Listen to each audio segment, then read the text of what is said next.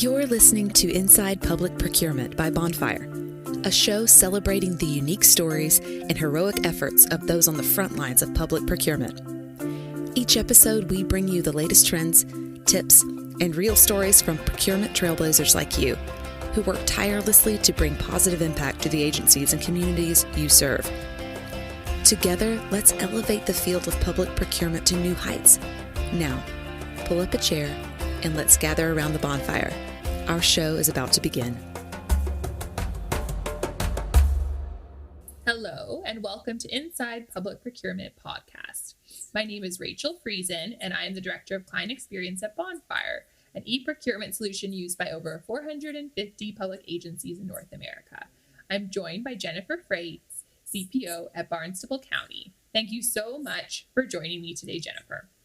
Thank you so much for having me. I appreciate it. Oh, of course. So before we get started, I have to ask, what are you most looking forward to in a post-COVID world? So besides just being able to go outside and just see people again in person, I'm actually excited to see what this world is going to look like post-COVID. We've learned a lot of things, even just at work, home, that we can have a good time at home. We can, from a personal level, there's plenty of things that we can entertain ourselves with. And then at work, technology is huge and we can be so much more efficient in so many different ways with the use of technology. And I think COVID was a horrible, horrible thing, obviously, but there was such a silver lining, and I am excited to see the world that we're gonna be living in post-pandemic. Yeah, definitely. No, that was a very thoughtful answer. It is a nice, what's the word? It's like the largest scale sort of lived shared experience in a way. So Exactly. yeah, we'll have that in common, no matter where you are in the world. So yeah. Great. No, but also just to start off too, are you able to share with myself and the listeners, like, how you ended up in procurement?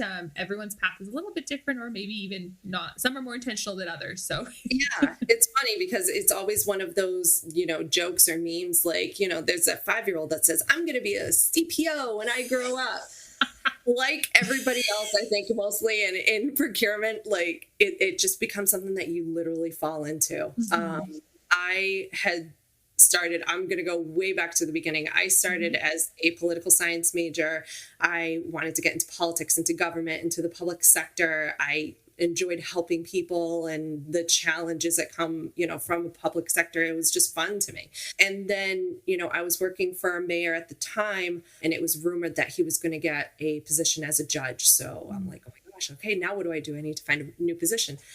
I had a natural knack for like municipal finance and that sort of thing. So it was actually a department head from another department. It was the auditor at the time. He said, you should really go for that purchasing job. There's a job in purchasing that's open. You should go for it. And I'm like, I'm going to buy things? Like, that's cool. All right. I like to shop. All right. Why not?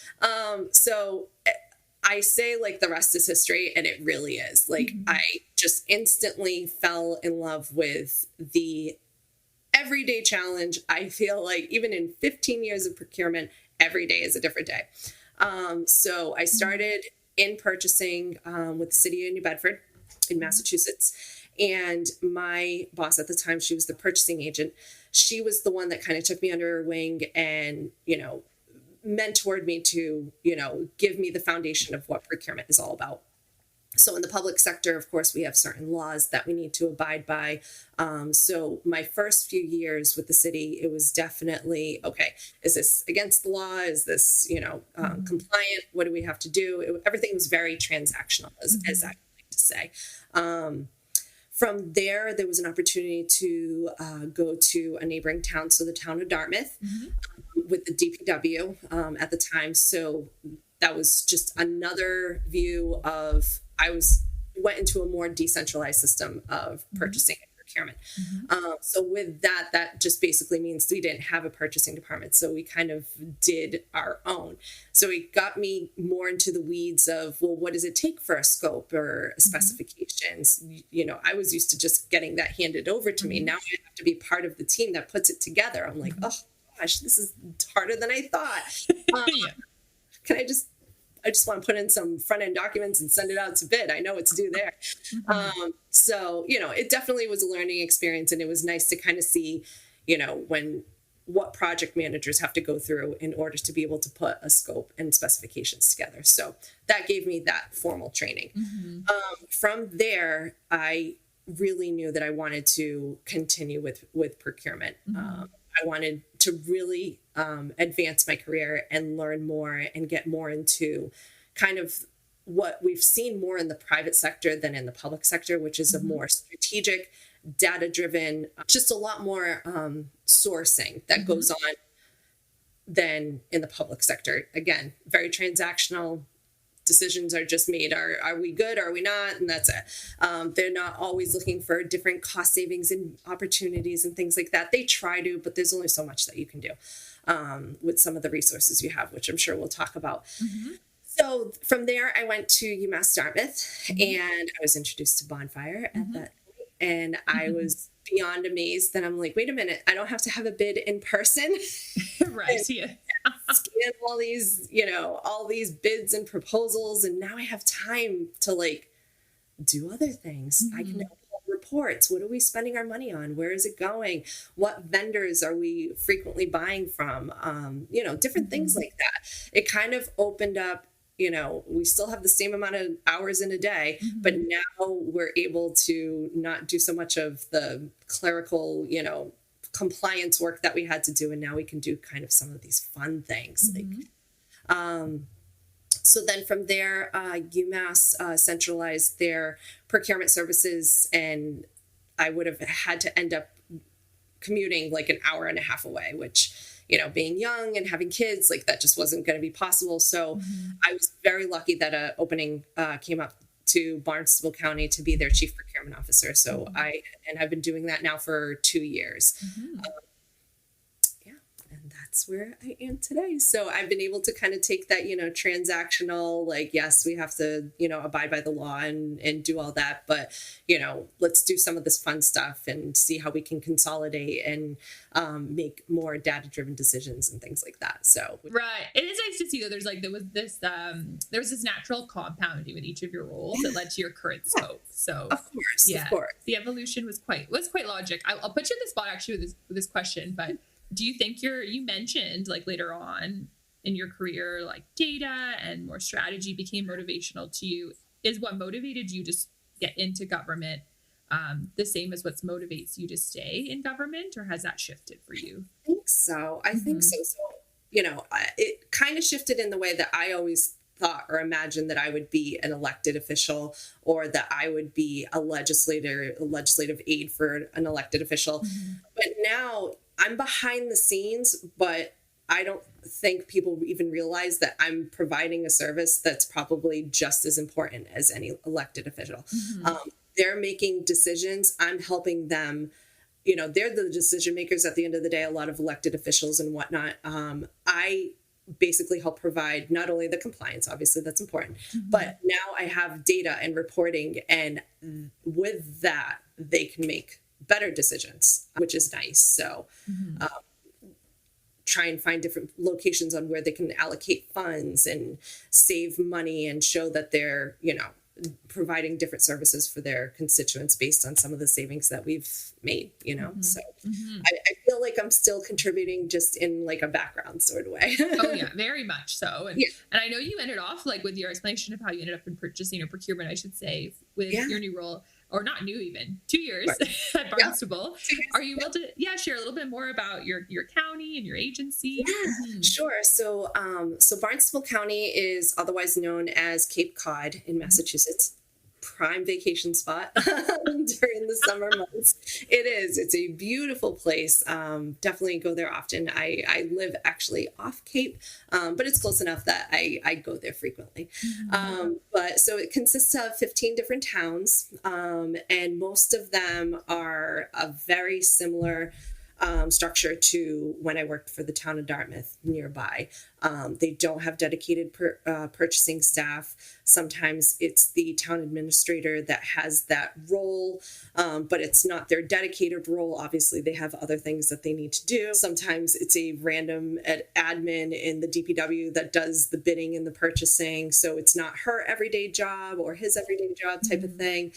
So I become kind of that central, consultant for many things. What do I do? Do I need to get quotes for this? Do I need to do that? Again, that goes to the compliance thing. But I also offer, as part of our county government services, cooperative contracts. So we have, for example, all the summer road work, make sure all the roads are very nice for our tourists and whatnot. Make sure that everything's paved and potholes are filled. All the DPW directors are going to have roadway construction items that they need to bid out on an annual basis. So we collectively, put out a bid together.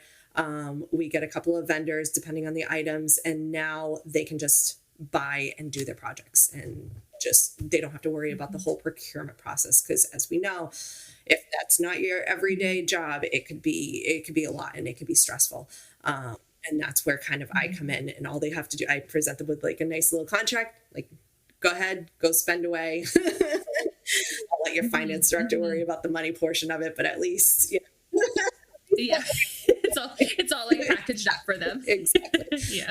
And with that, we've kind of done some other things. So like fuel is a big one. Gasoline, diesel, elevator maintenance is another one that we do. The golf courses, they all obviously buy the same products. So we decided to kind of aggregate their volume and, see if we can get some drive down some costs for them, if they're buying in bulk and whatnot. And if, two neighboring golf courses are buying the same products, why not, get a little discount with that as well. So again, I'm sure we'll probably talk about this later, but one of the things that Bonfire has allowed me to do is, we always had those set annual bids that we did every year and that my predecessor did forever and ever and ever.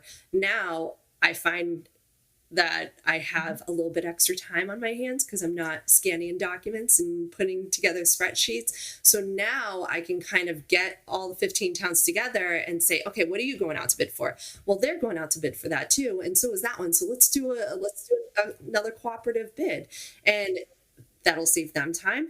Now each town doesn't have to go do their own thing. It can all be done in one. And I think that'll just open up a lot more time, even in their days, for them to be able to do kind of what their primary jobs are, because procurement is usually secondary. Yeah. I know you touched today on compliance, but previously in our conversation, you mentioned like the importance of transparency too. And right. So like, why do you think transparency is so important to public sector as a whole, but to yourself too? I mean, to myself, there's nothing more important to me than to show my value. So, as I've been, keeping track of our bids and reporting and things like that, I'm able to show what, we've spent our money on, where our savings are. That gives taxpayers, constituents a look at, oh, okay, so this is what they're getting. This is how they're spending our money, essentially. And it's going towards this project or that road and that way. And, there's a value. So selfishly, I want to show these are the savings that I got you. And the taxpayer at the same time can now look at it and be confident, or should feel confident, that we're spending their money responsibly. It's not, even though I'm a taxpayer as well, it's not just my money. It's not my pool of money to do what I wish with it. That would be in an easy, great world, but that's not the public sector. We have a lot of people we need to, that we represent, essentially, Yeah. No, very true. There's that true layer of accountability. Of course. So that's great. And then we've actually, I loved your, not even anecdote, sharing how you'd work towards a cooperative purchase with the various, counties and towns, I should say, within the county. And maybe this is the example you wanted to draw on, but there's always this question we like to add into these podcast sessions, which is more or less what's something everyone is trying to do that you've discovered a better way to do. And maybe there's been a few of them. I don't know what stood out to you. Yeah. So one of the things, and I think I answered it too, it's putting these kind of efficiencies in place, and cooperative bids is one of them. Why have 3 or 4 different towns working on the same exact thing? It's like recreating the wheel. Like, let's just put it all together. I can spend a few hours putting it out to bid. Everyone will review it and we're done. You know, this is just another way of spending taxpayer money responsibly. And this way we can present like, okay, that person would have had to spend a whole day putting this out to bid. That one would have been X hours and X dollars to put theirs out to bid. Now we're doing it much more responsibly. And with that, I think I actually had that that particular issue come up. So people retire, people leave, you know, positions aren't always filled. So, you know, if someone used to go out to bid for this sort of thing, the new person might not know or understand. If there's already a cooperative contract in place, they're all set and they're good to go. We had a town recently that they wanted to do their own thing. I think it was for water chemicals. They wanted to do their own thing. They didn't want to be part of the cooperative. That's no problem. I don't force anyone. I'm here at your service. You know, if you don't need me, I don't lose sleep at night. So that person retired and a new person came in, and all of a sudden the new fiscal year came in, started, and they didn't have a contract in place. They didn't even know they were supposed to go out to bid. They had no idea. If they had just been on the cooperative bid, that new person didn't have to go into full panic mode and say, oh my God, now what do I do? I need water chemicals. We're running out. Like, right now. So they contacted me and I said, well, this year I'll just put it out to bid for you because it's really just a template. I can put it on Bonfire very easily, send it out there, get my responses, you know, we'll award. And then next year, now that I know, we'll add you onto the cooperative. So it's one of those things, you know, the more collaboration and the more, you know, involvement from the different towns, that sort of like institutional knowledge, you know, will have a better chance of staying. So if I knew that the town of Falmouth, you know, or whatever town, Bourne or, you know, whatnot, if that person leaves and I know there's a contract in place, whoever comes in that's new, I could say, you're all set. You have this. Don't worry about it. Do your day-to-day job, that sort of thing, you know. Mm-hmm. No, that's great. I'm glad you're diving into, you know, the importance of leveraging co-ops too. We've noticed that tone shifting. We being Bonfire's like client experience team with the agencies we support like across the U.S. That there's more COVID catalyzed a necessity, I think, for co-ops. So. Agreed. Absolutely. Because, you know, especially when it came to like PPE, you know, everybody was scrambling and we knew we were going to spend over a certain amount. So now you're going to require quotes or more so a bid. And if we already had a contract in place, which we had a couple of cooperatives that we were able to kind of tap into like right away. Of course, everybody ran out of supply quick, but at least you still had that. You didn't waste time going through a bid process. You already had that contract in place and it was done. One thing that we were kind of looking into doing, and this would be again a cooperative, natural disasters. So for whatever reason, we're starting to get more and more tornadoes our way randomly. And there was a couple of towns on the Cape a couple of years ago that were severely impacted. So we talked about, well, how about having a contract in place? Hopefully we don't need it for like on-call, like tree services, you know, trees are down. Nobody can get by on that road. DPW, you know, our in-house folks are somewhere else doing other things. If you have a contract in a cooperative, you know, kind of already in place, call that vendor up. Hey, I have this contract. I need you to come out here now. Yeah, no, exactly. I like that you highlight, because to your point with like PPE, it's reactive, but co-ops can really be the most proactive thing you can do potentially is having those contracts in place. It's preparing for like worst case scenarios too. Right. You know? Like obviously cost and locking in pricing and discounting is great and probably the primary goal of most cooperatives. But as we saw with COVID, you know, having a contract in place for emergencies is probably just as important and can, you know, eventually probably cause extra costs that you didn't even associate. If you have something already locked in, you're not going to pay, a supplier can't just say, oh, well, you need some PPE. I'm going to charge you $5 a mask, like how badly do you need it? That contract's in place. You're going to charge me whatever you agreed to. So yeah, no, that's a good point. There's not like that imbalance of power on the half of the seller either. So right, exactly. Yeah, no, that's great. I think we could talk about coops for a while, but I wanted to. Oh no! I went down that rabbit hole. I was curious too. So you talked about Bonfire, which I always love when people plug, but it doesn't have to be tool wise necessarily. I mean, what's a resource or channel or tool? We talked about channels a bit, but maybe a resource or tool that you think people aren't using, correctly or to its fullest. I would say just technology in general. I think in this past year, we found that we can do things with technology that probably weren't being used before. A perfect example is getting together with my 15 towns. COVID really forced everybody to get cameras, to get their own laptops because they had to work from home. I was able to see a lot more faces post-COVID than, during pre-COVID. So with that, we were able to collaborate a lot more, a lot quicker. So now I don't have to get in my car, drive to, it could be a 2-hour drive sometimes, depending on traffic, from one end of the Cape to the other. So you're saving time and mileage.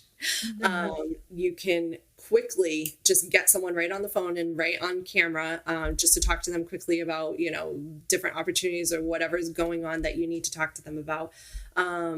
Meeting with suppliers, especially, we're so kind of out there geographically from the state that a lot of our suppliers sometimes will come from Western Mass. They'll come from Boston.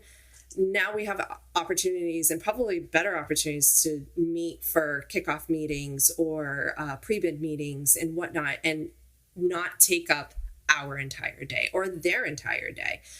So now this goes back to, we can do a lot more with less. So we have technology at our grip. We can have a quick, half an hour, 1 hour meeting that isn't going to involve a 2-hour drive each way, that sort of thing. So, so I think technology, and even now as people are starting to go back in person, I think we all miss seeing each other, but I'm hoping that that's one of those efficiencies that we kind of keep a little bit longer, because I can't even begin to talk about the benefits of having that extra time of not having to be in a car. Yeah. And like to your point, like the quality of life and mental freshness. I think I'm not going to lie. I'm definitely, not to make it about me, but definitely fresher to just join a meeting at my house as opposed to commuting 2 hours to join the meeting. I had a perfect example. I had a training this morning. I kind of talked to you about this with my admins. And this morning I was still coming up with different ideas and different things that I want to include in the slides. And normally I would have had a 1-hour commute. So I would have had, barely enough time to add to those slides and whatnot into that presentation. I would have been rushing around. Then I would have had to go to the conference room, make sure all the technology is working correctly. No. So today, remote world that we live in, I woke up, I grabbed my coffee, I came over to the computer, added in all my thoughts and ideas that I had overnight, and, very calmly got ready. So I looked semi-presentable for camera. And then, 5 minutes, popped open the meeting. There's everybody. I loved it. It's just so much less stress. And I can't even begin to say enough great things about remote work, of course. Oh, 100%. Yeah, I think it's, I hope the tide has shifted. But at the end of the day, when we have leaders like yourself, I think, in place, like, it will shift. It's just sort of making that, because you're making it a priority. So, yeah. I mean, maybe we'll schedule some in-person things. Right. Yeah. Bit of a blend. And, and it does seem like, you have a fantastic team and agency at Barnstable. Is there something that your team has achieved that you're really proud of as well that you want to highlight? So one of the things that I would say I'm really proud of is, once we've realized, again, I go back to COVID because this has been our world, our life for like the past year and a half. I would say how quickly we embraced change because we knew that we're not going to close. The 15-day to slow the growth of COVID like that, to slow the spread. That's what they were calling it. That's right. I already forgot. It was supposed to be only 15 days and then we were going to be back in the office and it was going to be fine. No, that's not what happened. So, I had my supervisor that was like, you wanted to do e-bidding, let's get that on. We had IT that stepped up their game and got all these systems in place for us, trainings on how to use all the different things. I am just grateful and proud of how just everyone embraced what was happening, and it was all hands on deck. Whether it was the towns themselves to kind of go out to all these different bids and communicate all their needs, or internally we had our internal departments. Like I said, that I would not be as successful as I am right now in my role if it weren't for the team around me, for sure.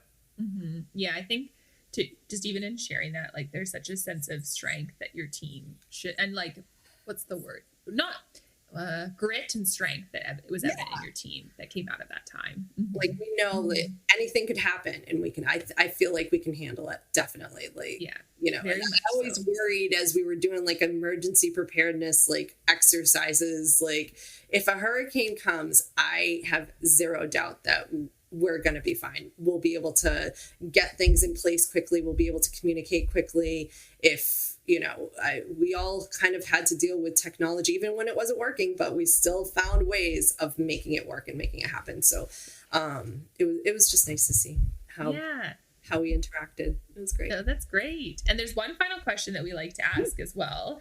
So what is the number one piece of advice you'd give to people starting their career in public procurement? Be open to change. Every day is a different day and a different challenge. And I have found that in procurement, if I were still doing today some of the things that I was doing back when I first started, you're never going to grow. You're never going to get better. You're never going to, strategically have better opportunities and cost savings for your, stakeholders, essentially. So I would say always go with the flow and change and embrace technology, and it'll help you definitely along the way. So that's my biggest piece of advice. Don't stay stuck in your ways. No, that's great. Well, that's evident in how you've lived out your career. So it's great to see that you would recommend that too. And then, so I wanted to thank you so much for your time today, Jennifer. And then on that note too, if you're comfortable, how could listeners get in contact with you if they wanted to learn more? Is there an email or a LinkedIn that you're comfortable sharing? Yeah. So best email would probably be to contact. I have a generic purchasing at barnstablecounty.org.